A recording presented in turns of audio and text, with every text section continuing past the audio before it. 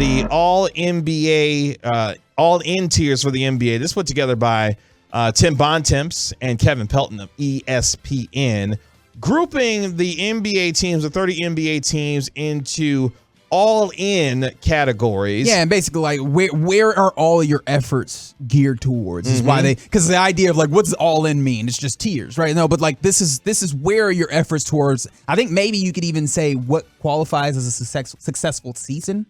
What is the kind of the goal of these teams? And it's interesting because the categories that Bontemps and Pelton put together are you going to list them all off? Because I found it more interesting as I was scrolling through this. Yeah. Where I was like, here's the first one. Yeah. All in on a championship this season. So the first one, as you mentioned, all in on a championship season. This season. Which might be worth noting because obviously, like, it's one thing to be like, this is the year, and it's another thing to be like, all right, we're kind of in a window. It's all right. All in on this season. The teams that are maybe in that place where they're aging a little bit. This is most of the guys are in their prime or all just on the back half of that hill. You're trying to make it happen right now. And those teams include the Phoenix Suns, the Philadelphia 76ers, the Milwaukee Bucks, the Miami Heat, the Los Angeles Clippers, and the Brooklyn Nets. Which I guess, okay, makes sense that your Mavs aren't in there, right? Your Mavs they want to be in that class, but I don't know that there's anybody that feels like this is a team that is destined absolutely in that championship hunt phase yet. Like, this is a team that, yeah, they can play kind of around that level, but there's some questions that still need to be answered. You need to find a way to integrate Christian Wood. You need to see if you have that secondary ball handler. You need to see what Tim Hardaway Jr. looks with this, right? Like, there's still some questions as to what this team looks like, and those are the questions that still matter on a larger scale if you want to be a champion, right? Yeah, and the Suns are fascinating in this conversation because the Mavericks, who they'll open up their season against, Chris Paul's going to turn 38 during the middle of the 2023 NBA playoffs. How much longer does that thing go for one of the perennial all-star and all-time guards in this league, especially with Devin Booker, Mikal Bridges, and now bringing back DeAndre Ayton as well, and how that relationship looks between him and the organization. But the Suns definitely are all in on a championship this year. Then we move to the teams that are all in on a championship over the next 5 seasons. Okay, that sounds like something that I could see your Mavericks being placed in. Is that fair? I would agree, but they are not included in these 4 teams going all in on a championship over the next 5 years. Those teams include the Boston Celtics, the Denver Nuggets, the Golden State Warriors, and interestingly enough, the Memphis Grizzlies are in this conversation. And it seems like kind of the coalescing bond between these teams is that similarly, they're kind of around that championship tier, but they're younger. They're on the younger side. Maybe not all of their stars are in their prime yet. So the idea is you can get, and you have a kind of a cohesive unit that's kind of locked in. You can get a few years out of this and maybe see if you can have a couple bites at the apple. I think that's kind of the idea there. Now, what's interesting here is that you have 2 stars for the Boston Celtics. You have an all-NBA player in Jason Tatum, a star in Jaylen Brown. You have the Denver Nuggets, who a lot of their success is going to depend on the health of Michael Porter Jr. and a healthy Jamal Murray, who says he's, look, I'm going to be back, during the preseason. The Golden State Warriors are the defending NBA champions, but they are a older team when it comes to Klay Thompson, Stephen Curry, and Draymond Green, but they've got young players still on the way in terms of Moses Moody, James Wiseman, Jonathan Kuminga, the next wave for that particular team. But Memphis is interesting because you have John Morant, who's going to be a superstar, I think, in this league, but they're extremely young. Mm-hmm. You got Morant at 23, Desmond Bane at 24, Jaren Jackson Jr. at 22. Now, he's going to have a little bit of a start delayed to his start of his season dealing with injury. But those are teams, particularly the Grizzlies, who are on the rise, that I don't know I would necessarily put them in the category of the next 5 years, given how young they still are, but they are on their way as well. All right, so maybe that one's a little low on the inside. But what's the next group? Because it feels like we've missed out on a couple where the Mavs, well, the first one I don't think the Mavs should have been in, but that one feels like one that the Mavs maybe could have been possibly included in. All right, let's see about the next one. All in on playoff success. Okay, that feels like the Mavericks. That feels like this is where that team in the Dallas Mavericks should be, right? But they're not included on this one either. The 4 teams included in this group are the Atlanta Hawks, the Chicago Bulls, the Minnesota Timberwolves, and the Portland Trailblazers. I don't get where the Portland Trailblazers come in to this equation. So Tim Bontemps kind of puts this as each of those teams has sacrificed future draft capital in an effort to become competitive today, but none of them is seen as like a realistic championship contender. And I guess then you could say the Mavs don't fit in for there, but it's like, all right, so now what are we talking about? And this is where, as I was reading this article, I was like, all right, so what are we doing? Because I'm very confused. Right? So I keep scrolling down. All right, the next one doesn't feel like something that the Mavs fit in, which is all in on finishing 500. The Mavs are definitely all in on way better that. Funny enough, the Washington Wizards are in there, who I don't think have had a 500 or haven't won 40 games since. They've never won 50 games. Or they haven't won 50 games since like the 70s. Yeah. They haven't won 50 games in my lifetime. Like I think it's like Wow. 73, something like that. It's been a minute. Something ridiculous. All right. And then all in on their current core. Oh, sorry, I didn't give you all in on the finishing 500, which is the Knicks, the Kings, and the Wizards. Mm-hmm. Yeah. The Mavs don't feel like that. All right, all in on their current core, which is content to build through the draft and, centering around a star player or soon-to-be star player.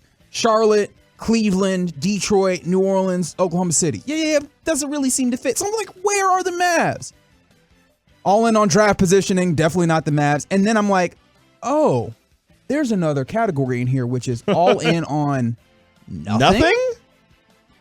And this is where the Dallas Mavs, the Los Angeles Lakers, and the Toronto Raptors are. And I was just looking at that group of teams that they were put in with, and I was like, I don't know what to make of this. Did you have any initial reaction? Yeah, because I thought they would have been included in the category of all in on either playoff success or a championship over the next 5 years, given the fact that you have literally one of the 5 best players in the league by virtue of his all-pro selections, all-NBA selections for the last 3 years on the first team being Luka Doncic. But they're included on the all-in on nothing list. And the write-up, it goes, it's hard to gauge the overall objectives for these 3 teams. So you talk about the Lakers and what Toronto's doing. Then they get to the Mavericks. And Bontemps goes like this. Finally, let's finish up with the Dallas Mavericks, which has the league's best young player in Luka Doncic, who should be a superstar for the next decade. Preach. But despite making the Western Conference Finals last season, it's hard to see the Mavericks being a realistic threat to return there after losing free agent Jalen Brunson to the Knicks this summer. There is a potential for cap space to deliver another star to Dallas within the next few seasons, but until the Mavs can try to take advantage of that, it feels like Luka and company are stuck in place. And that feels fair. It feels like a slightly negative perspective to take on the Mavericks, or some might say a more realistic, I think. But the fact of the matter is, I think that that's kind of fair. Also because the idea of the positive outlook there is, well, I mean, if you have cap space, you can get another star. What cap space? What cap space? Are they not already over the cap? They are. Right, like, and when does you have that extension kicking in for Luka Doncic? When does this cap space open up? I know that you'll get Dwight Powell off the books here shortly at the end of the season. Davis Bertans, you have a couple of seasons. Dinwiddie, you have a couple of seasons. Right, like the money is tied up. Maxi Kleber clears at the end of this year. Okay, so you have maybe a few contracts falling off it, but like you have another season or two before you start talking about cap space. For real. And I'm just like, yeah, that's fair. Because the question is, how do you make this team better? It feels like this team might be in a place where they're stuck. And we heard Mark Cuban in an interview with Taylor Rooks earlier this week say that basically a second star isn't something that they're looking at. Basically, the idea is that they think that this team with more experience is a team that can contend. And I'm not sure that I see that, because a lot of the guys that this team like to talk about as young, were not young, they were inexperienced. But those guys like Dorian Finney-Smith, who I've come to love as a player, let me be honest, he's 29 years old. He's in his prime already.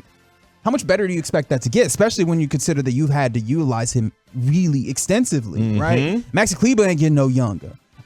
Reggie Bullock is right around that age. I think Bullock is 27, somewhere in that range, right? Like, I don't know that, and I guess you could say that the youth is in Christian Wood, and maybe if Christian Wood is able to play his way on the court by Bullock's playing 31. defense. Oh, wow. That one hit me in the chest. Christian Wood is younger, and it's like, all right, maybe if he can play his way on the court by playing adequate defense, the offense can help raise the level of this team. But I have some of that feeling where I'm just like, where are you playing to? Because it's not necessarily towards a championship, and it doesn't necessarily seem like there's a path to get better. And that's the conversation we've had a lot about. What is the path for the Mavericks to get a second co-star if they're willing and wanting to do that? Because the arms race that has ensued in the Western Conference by virtue of what the Minnesota Timberwolves did by taking a big swing to go get Rudy Gobert, or just by sheer fact that teams that are in the same conference are getting healthier. Yeah, that's a tough one too. Are going to be better than this team, especially when you just look at a talent standpoint. This is why we've talked about the idea that while, yes, this Mavericks team projects to be a top 4 or 5 team in the Western Conference, I would, again, not be shocked, though, if this team was a 6 seed or possibly a play-in team. Not because the Mavericks won't necessarily be quote-unquote better because of the experience that they gain going to the playoffs and Luka Doncic being a year better and those things. The teams that are above them are just deeper.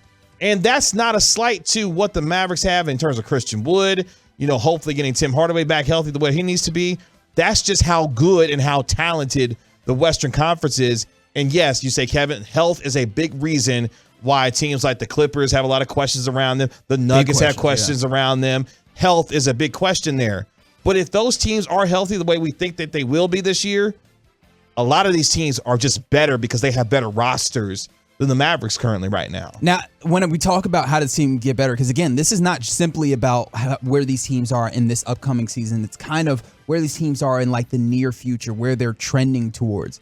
And I think one of the reasons why you look at this and Tim Bontemps and Kevin Pelton look at this team and say they don't know where this team is trending, they're trending towards nothing, is because there's not a youth movement on this team, and there's not necessarily your draft picks aren't going to be good anytime soon. You have Luka Doncic on this team, and he's the type of player where, by the nature, you're not going to pick it in the lottery no time soon. Right. Unless there's something catastrophic that happens, and I don't think anybody around these parts wants to hear that.